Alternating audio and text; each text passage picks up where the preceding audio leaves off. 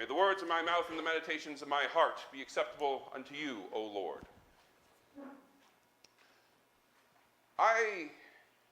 You may have heard the way in which I enter up service, those words of welcome, no matter who you are or where you are in your life journey. It's something that I wouldn't be surprised if Nancy often said before service as well. It's kind of a congregationalist thing.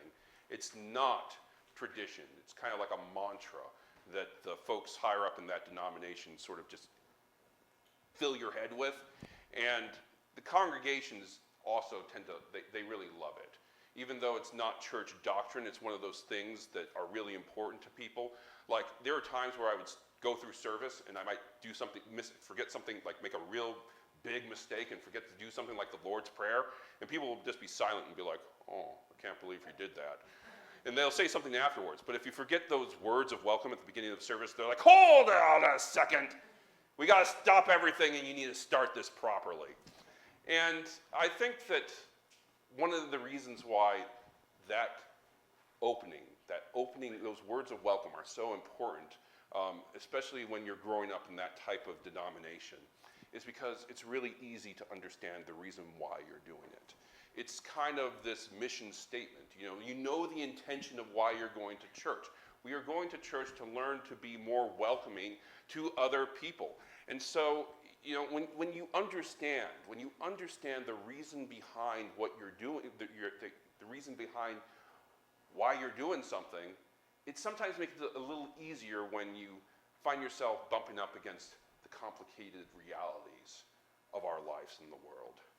And even having a clear mission statement, a clear understanding of purpose, doesn't always make it easy for us to adapt to the ways in which we are tested in this life. For instance, I remember, it's not a memory, it's just this thought exercise that my professors in school always loved to throw on us. But because it was so effective, I throw it at everybody else. There is a congregation out west in California that had this really interesting and really prayerful and hard experience with a man who came to them asking for welcome. And keep in mind, these are people who try to live by the mantra, no matter who you are or where you are in your life journey, you are welcome in this place. And so the pastor of this congregation out west was approached by a man who was a sex offender. And he was very open about it. He said, I have served my time. I'm looking for a place of worship. This is something about me, and when I come and worship you, I want you to be fully aware of what I have done. I want you to be able to accept. I don't want to go to a church where they don't accept me, for the full package, where I have to hide my sins. And the pastor was touched. He was moved. And he wanted to live into that call of, no matter who you are or where you are in your life journey, you are welcome. This is a person who was a sex offender but was repentant. This is a person who came to them openly about what he had done. This is a person who wanted to join their congregation. Shouldn't they allow him to join their congregation? Well, not everybody was comfortable about that. And the reason why my seminary professors kept throwing this at us was because the congregation was split down the middle. It was a congregation with a lot of families. And, strangely enough, a lot of the parents were in favor of letting this person join their congregation. But some of the parents also were not in favor of letting them join the congregation. It split them down the middle. And ultimately, for the good of the congregation, the pastor had to come to this person and say, look, for the good of this community, we can't live. We can't have you here. And I think that was a real psychological blow for a lot of folks there. Realizing that we have this mantra, no matter who you are, where you are in your life journey, you are welcome in this place. But not necessarily if you are an open sex offender.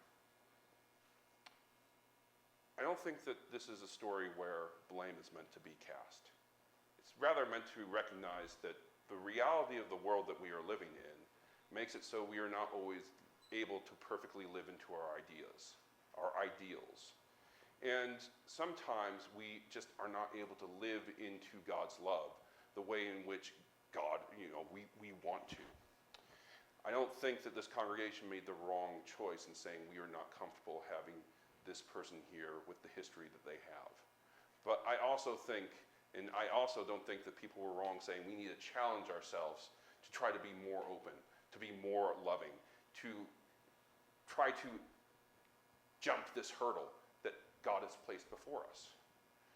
And, when I posed this at the congregation in Essex when I was starting there, I remember one member of the congregation was really, really moved by this. And he was like, I would sit down next to this person every single Sunday. I would chaperone them to and from the church just to make sure that they were able to be here and worship with us and be accepted. And I was moved by that. But I do think that what we see here in the gospel today, this reading that we have from Mark, is Jesus recognizing that very often we struggle to live into the commandments of God, the will of God, and we also struggle to understand the reasoning behind God's commandments and what God gives us as an outline, as a guide to being loving people within the world. We give the Pharisees a bad rap because we often scapegoat them as the people who were, the enemies of Jesus. They were the people who chose to put Jesus on the cross. But we don't recognize that the Pharisees are us. Everything that the Pharisees did wrong in the gospel, we are probably doing wrong today and can see it within our own lives. We can definitely see it within the church. When we see congregations open up the Bible and say, look, line for line, this is what we're supposed to be doing. Doesn't matter if we're casting out our LGBTQ brothers and sisters. Doesn't matter if we're casting out people who worship different gods. Doesn't matter whether or not we are being horrible to our children or whether or not we're being horrible to people who got divorces, because it says so right here. You can't deny the words of the Bible. And here you have Jesus saying, the words are not the important part. What's important is the intention in which those words were given to us. Is it okay for us to sit around and do nothing on the Sabbath when there are people dying in places like Israel or Gaza? Is it okay for us to be sitting around and doing nothing when we know that there are people starving in countries that are going through famine? Is it okay when somebody comes to our doorstep and asks for shelter and help and love, and we just sit around and be like, oh, I'm sorry, it's a Sabbath day? Jesus says, no. The purpose of that law was not to harm or to kill. The purpose of that law was to help us love, to help us care for ourselves, to care for others, care for our animals even. But if you misuse those words in a way that God doesn't intend, you're not living in to the commandments of God. You are not a person of the word. You are not a person of the book. Because the intention is what defines the words, what defines the book, what defines God's will for us. And if we are not willing to think about what those intentions are, then we run the risk of going astray. We run the risk of finding ourselves in a situation like the Pharisees, where they were trying to live into the commandments of God, to be good people, but they couldn't get around the codes that they had been living their lives by without ever having to think about it. We are living in interesting times, and I think that we are definitely seeing that the codes that we live by need to be thought a little bit more about. I mean, we had somebody mention the 34 felony counts that were dropped on a former president this last week. And it's very interesting that we are living in a country where you can run for president with those 34 felony counts, but not necessarily vote for yourself. That we need to keep in mind that the laws and the codes that we live by in this society are the laws and the codes of human beings. And what we are trying to do as good people in the world is to understand that those laws and codes should have an intention of helping people in the world.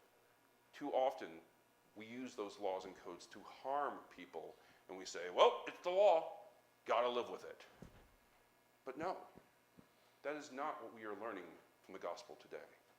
We do not need to live with laws and codes that are interpreted and implemented in a way that harm people. If those laws and codes are used in a way that does harm, we have a responsibility to try to change the way in which we live those codes, live those laws in a way that brings life and light and hope and love. And so that is the challenge that was put before us today through the example of Christ and his disciples. You're eating grain, you're traveling on the Sabbath day.